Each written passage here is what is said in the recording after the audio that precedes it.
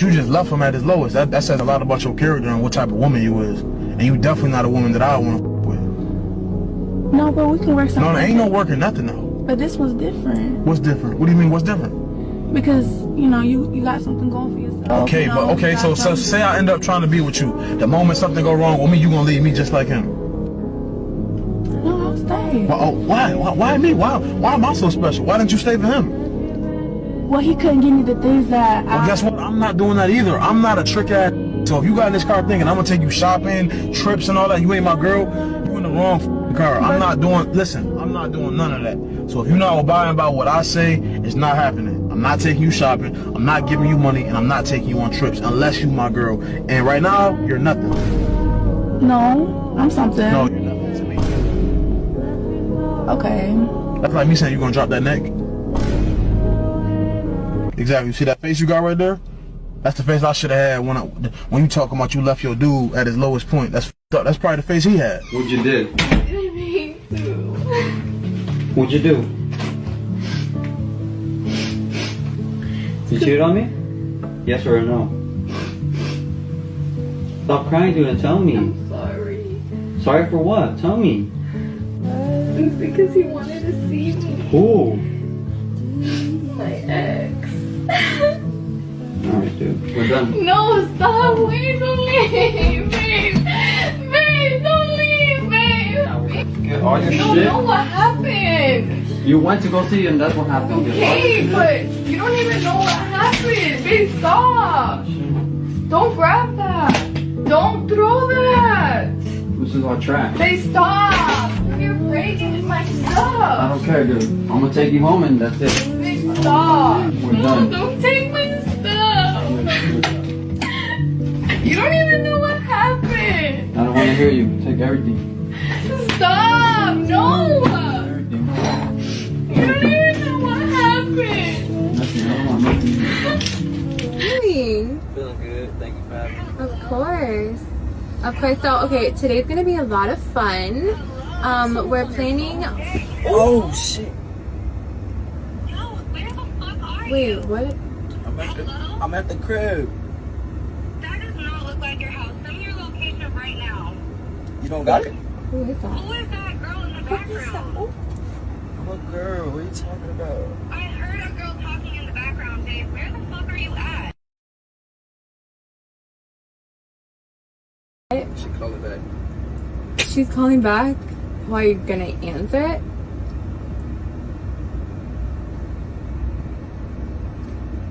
Hey love, sorry, we're just a little busy right now. We'll call you back, okay? Oh, totally. Yeah, I'm gonna need to put this on. Oh my gosh, Luna, you are a savage.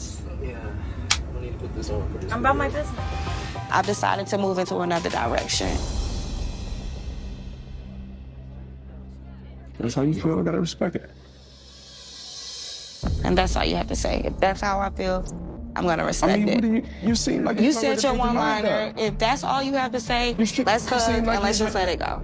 You ain't trying to fight for nothing. You seem like you've already made your It decision. ain't about me already making a decision. You don't have a rebuttal You for nothing seem that I'm like you've already saying. made your decision. I wanted you to say something I'm that you're not listening to saying. you speak. It's not time to listen. It's time to talk. All of the things you say, you want to be there. You're here for me. You're all about the future and everything. You didn't even fight for a second.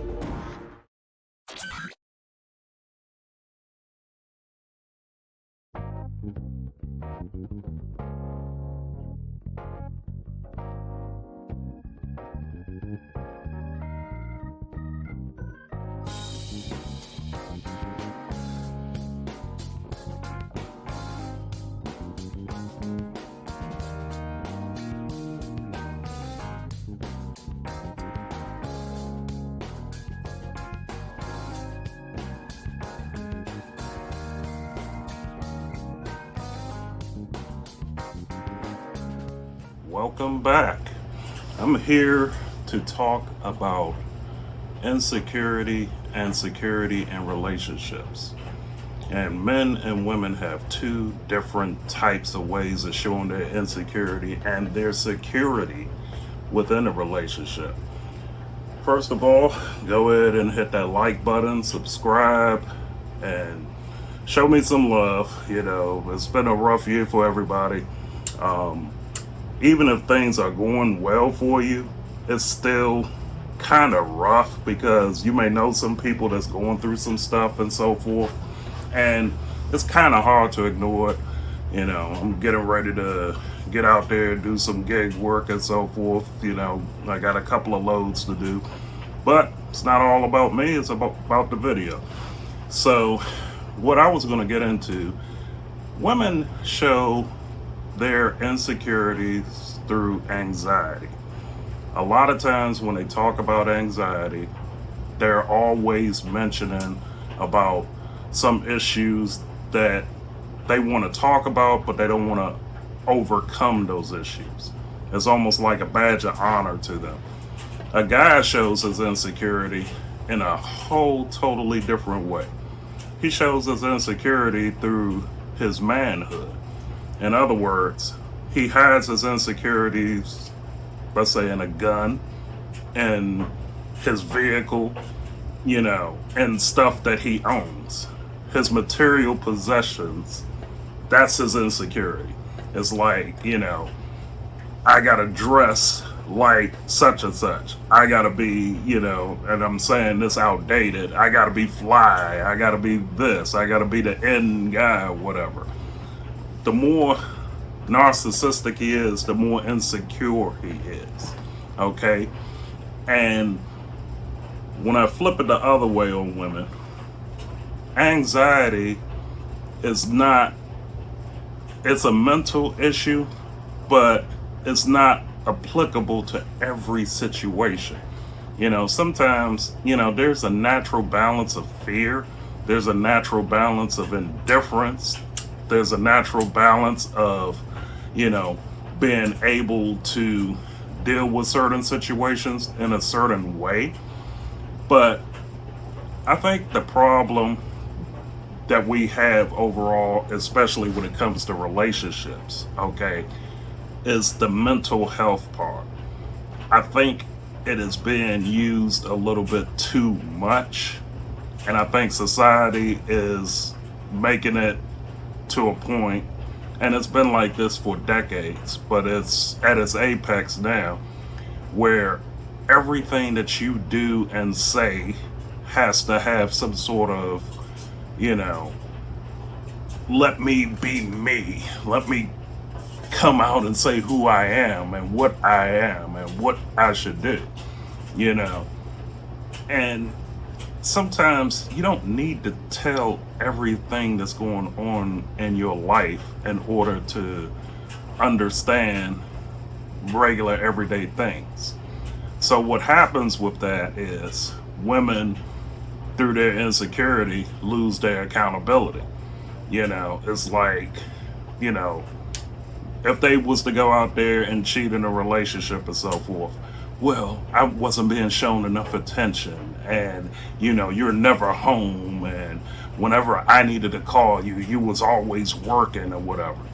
But then the flip side to that is the man working as often as he does is saying, well, in order for us to maintain this lifestyle, I have to go out there and do this, that, and the third. There's a balance there. And there's a certain delusion that both men and women have when it comes to relationships. And with their insecurity, it's always like it's never enough. Everything that you do is never enough. You know, the old statement about taking care of home is always applicable. But you got to take care of yourself too. I mean, you can't work, you know, all the time without saying, okay, I need to enjoy the fruits of my labor and so forth. You know, and I know this is kind of divergent from that insecurity security debate, but it's a deeper problem that's happening across the world. This ain't a United States thing, it's a worldwide thing, because trust me, I have a lot of international friends that they talk about the same issues that we have, but in different facets and so forth. One of the things that we're all going to have to realize you know, within these relationships, there's something bigger than us that's happening, and it's a total societal breakdown that's making us go against each other. Men and women, with their insecurity or their security, women always come from an insecure standpoint. Men always come from a secure standpoint. And that's not a negative. And I've said that on other podcasts before and other videos. You have to understand that it balances each other out, you know, because I always take the point of, okay, I'm gonna buy this 10-bedroom house on the lake that'll accommodate me and all of my family, and we'll, you know, have a basketball court, and I'll set up a room for her to read her books and have, you know, her get-togethers, so forth and so on. You buy the house without her input, and guess what? Well, I don't like the house being in this corner. Why would you get something that has this color in it? Well, we can change the color. Well, you didn't get my input, you know, and I don't like such and such, you know. Everybody in her family can come in there and say how much they love that house. She'll find one thing that she will beat you over the head with, you know, virtually, not actuality, but in some case it is actuality, where all of a sudden it's like, you know, I made, you know, the guy is thinking in his head, I did this for us. I didn't do it, you know, just for one side of it. I wanted all of us to enjoy it. Her take on the matter is you didn't get her input. So she found something that she didn't like, and she's running away with it. Just like she may have said all the time that she wanted a, you know, $100,000 Jeep or a Tesla or something like that. You buy it. Why the hell would you buy a yellow Tesla? Forget the fact that it has every bell and whistle that she would ever want or need inside the car or whatever. Because it's a yellow car, I don't give a damn if you wrap that damn thing in gold or, you know, make it jet black or whatever. It's just that she don't want it because she knows it's yellow underneath. That's where the insecurity comes in at. And I just explained the security of the man. You know, you make a firm decision, you know, taking everything in account and think that you're doing the best of, just because it's like, all right, you know, guys with their security, it's like we can fix everything. We can make everything right and so forth. Sometimes we do too much to try to fix everything. Sometimes we do too much to try to make everybody secure, instead of just being normal, making a decision without going to the grandiose side of the decision all the time. And I think once you realize how much you do, and you do too much, you lose a lot of yourself in that process too. That's where that security can be a downfall. A woman's security comes from being validated. It's like, you know, look, out of 1,000 women, at least 800 to 900 of those women think they're a 10. They are totally delusional when it comes to their sexual presence and so forth. I don't care how that woman is. She could be a BBL, she could have the cum blocker, some eyelashes. She can have all of that stuff, and she swear to Christ that she's a 10. There's some that are actually 10s, because let's be honest, the women that fall into that 9-10 category, a lot of them go the other way. They're like, they don't think they're all of that. They know they look good, but they always have this doubt because a lot of people don't talk to them, because, you know, sometimes the woman looks so good, and it's not always a sexual attractiveness. That's why I'm like, when somebody's a 10, it's always the look. It's like, wow, that's a beautiful person that's in front of you. Just because somebody's beautiful, gorgeous, handsome, whatever, doesn't mean you're attracted to it. You could be attracted to that 6 because it's like, oh, I can work with her. You know what I'm saying? And you look at that 10 and it's like, damn, that's a beautiful girl. That's a beautiful woman. You know what I'm saying? You're looking at her in a totally different way. That's why I always said beauty and attraction are two different traits. But women always find their security in their looks and sometimes with their access. They think because they can access certain areas or get to certain people that it validates them. It makes them feel like they're a part of something, that they stand for something, they're part of a group, whatever. That's where a lot of their security comes from.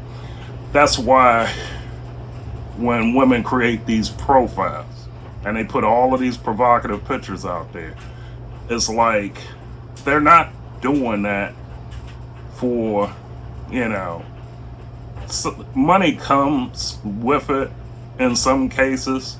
I think it's declining a lot now because of the economy, and a lot of guys are seeing through this stuff now. But in general, it's to validate them. And when it comes to dressing up, putting on outfits, you know, getting clothes together, whether you're going to work, whether you're going to a restaurant, whether you're going to, you know, church, wherever you're going, there's two diametrically opposed things that happen. Men dress for the occasion. Women dress for the attention. And I can tell you, and I'm going to use this example, and I'm not even going to say the person, because if she's watching the video, I don't know if she will or won't, because it doesn't tell me necessarily who sees what.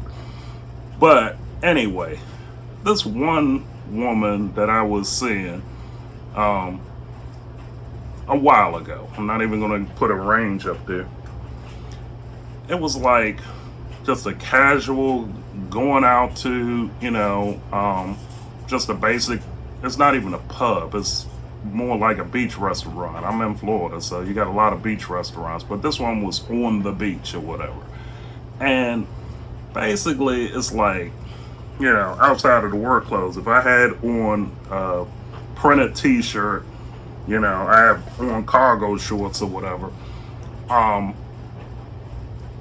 that's fine, you know, just regular sneakers and, you know, got my little logo gear hat and stuff like that. All right, you know, let's go grab something to eat, you know, and maybe we'll walk the beach or something like that. This woman had to go and do all of this stuff, like, you know, dressing up like she's going on the runway. Like this, like we're going in the middle of Fifth Avenue or something, and she's gonna go into one of those theaters and, you know, make this grandiose entrance and all of this other stuff. See, that's where the delusion kicks in at.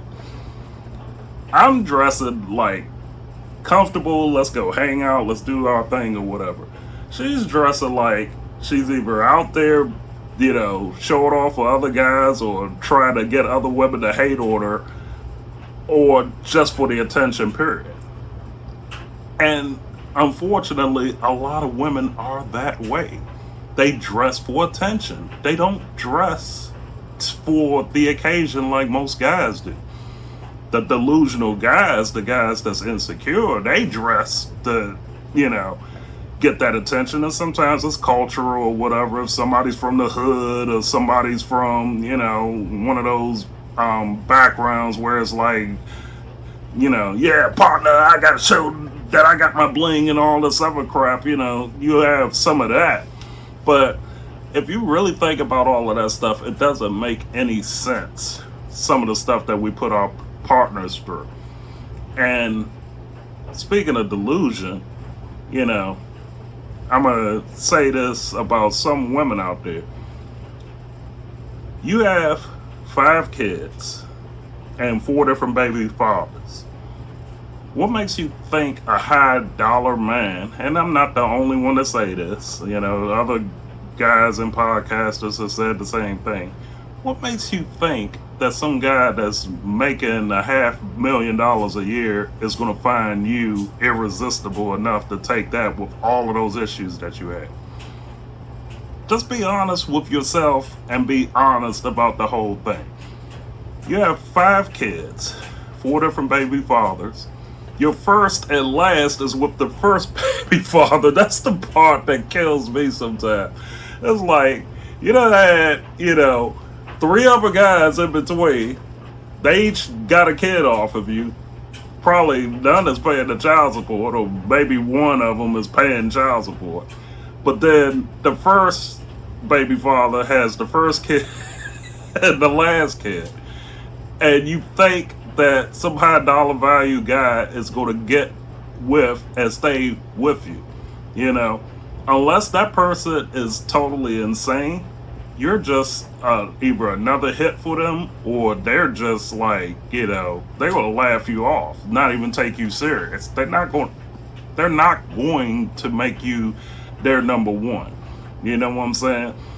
And in those relationships where the woman has all of those kids and then that one baby father, the one that means the most to her is always the first one. They could have had the worst relationship ever. They could have been, back and forth. They could have gone to the police. They could have, did whatever to each other. But it's just some special place in her heart that she has for that first baby father. I don't care what the hell. If he's still alive, she always got a special place in her heart for him. And I guarantee you, he could have moved on 5, 6 times. She will always open the door up for him before she do number 2, number 3, number 4, 5, 6, whatever the hell she has. Now, guys, it's like, and this is ironic because if they have multiple kids or whatever, and, they always have that shot, because in the mind of the woman, it's like, well, the kids don't live with him, so he doesn't really have to deal with them. And even if the kids live with him, it's almost like it's a different relationship. They almost feel like, okay, he's really taking care of the kids, even though the single mom is taking care of the kids or whatever. They always have this thought process like the baby daddy is somewhere around, or there's always a threat he can come back in, or some other guy can come in. 9 times out of 10, when it's the other way around, a lot of women see that guy as like, okay, he's the king of his castle and he's not letting any woman in, when in theory he probably could, but it's just viewed differently. That's what I always say about, when you're judging on that 1 to 10 scale or whatever. Based off of the scale, there are always going to be more 10s that are guys than 10s that are women, because every flaw a woman has is like a mark against her. If her teeth ain't straight, if she has a missing tooth like I had, you know what I'm saying? That's a long story, but anyway, that's a flaw against her. A guy could have a flaw. He could have a scar on his face. He could have, one arm shorter than the other, whatever. Bullet holes here. It's like it's a sign of toughness. It's a sign of masculinity. It is like women tend to upgrade the guy for his flaws, because it's like, yeah, I got a real G here, he's going to take care of me and so forth. Again, a lot of that security and insecurity sometimes is blurred by how you feel about certain things and how others feel about it.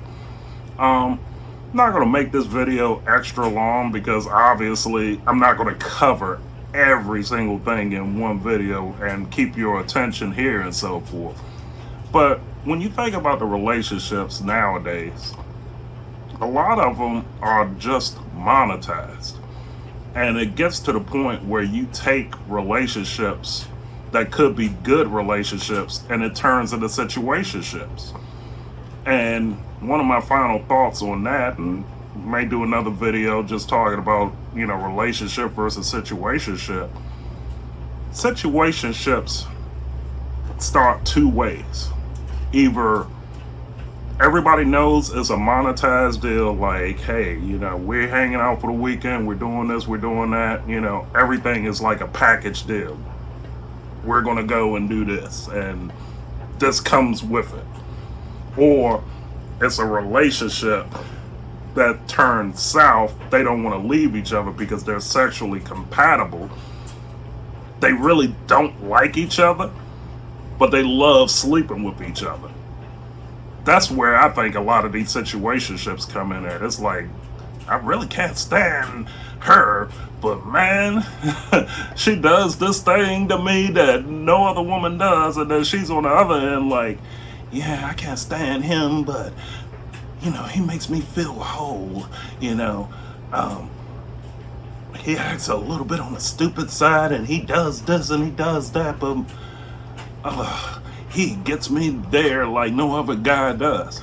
That's where I think a lot of those situationships come from, because when they really talk it out, guy or girl, they always seem to go back to that bedroom, but then everything else, from the place that they work to their personality to their family, they can find like 99% fault with everything that they do, but they'll go back to that bedroom, and that's where the situationship happens.